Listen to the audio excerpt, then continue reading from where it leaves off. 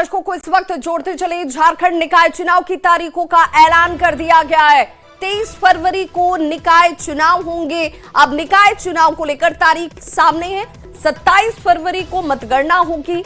27 फरवरी को मतगणना के साथ 29 जनवरी से 4 फरवरी तक का नामांकन का जो कार्यक्रम है वो शुरू हो जाएगा और ऐसे में 5 फरवरी को स्क्रूटनी और 6 फरवरी तक नाम वापसी की आखिरी तारीख दी गई है।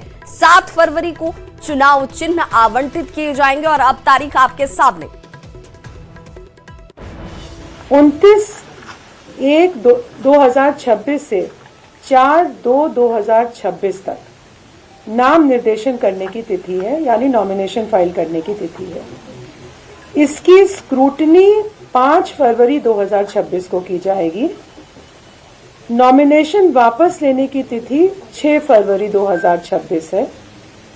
निर्वाचन प्रतीक आवंटन की तिथि 7 फरवरी है। सिंबल अलॉटमेंट 7 फरवरी को किया जाएगा और अगर निर्विरोध निर्वाचन नहीं होता है तो मतदान की तिथि 23 फरवरी 2026 होगी और मतदान की अवधि होगी प्रातः 7 बजे से अपराह्न 5 बजे तक।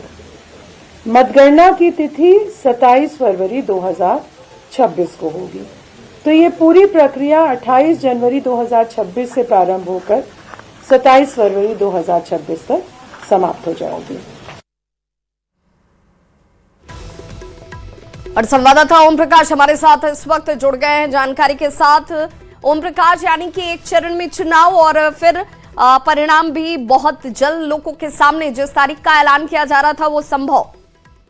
जी बिल्कुल, अगर बात की जाए तो जो तारीखों को लेकर कयास लगाए जा रहे थे कि फरवरी माह के अंत तक ये चुनाव जो नगर निकाय है वो हो जाएगा, तो उसे लेकर घोषणा भी हो चुकी है और इस खबर पर मुहर भी लग चुकी है कि 23 फरवरी को जो मतदान है वो किया जाएगा। तो वहीं 27 फरवरी को मतगणना का कार्य जो है वो पूरा किया जाएगा। उसी दिन मतगणना का कार्य किया जाएगा। हालांकि इस पूरे विषय में बता दें कि बैलेट पेपर के जरिए चुनाव होगा, जैसा कि पूर्व में भी जो जानकारियां जो हैं वो सामने आई थी। न्यूज़ 18 ने भी ये खबर जो है वो प्रमुखता से चलाई थी और बैलेट बॉक्स के जरिए ही चुनाव किया जाएगा और इसे लेकर जो तैयारियां हैं वो भी पूरी कर ली गई हैं, जैसा कि राज्य निर्वाचन आयुक्त ने जानकारी दी और उनका कहना है कि जो 1087 जो वार्ड है वहां पर ये चुनाव किए जाएंगे और 48 नगर निकाय को लेकर ये चुनाव की घोषणा जो है आज की गई है।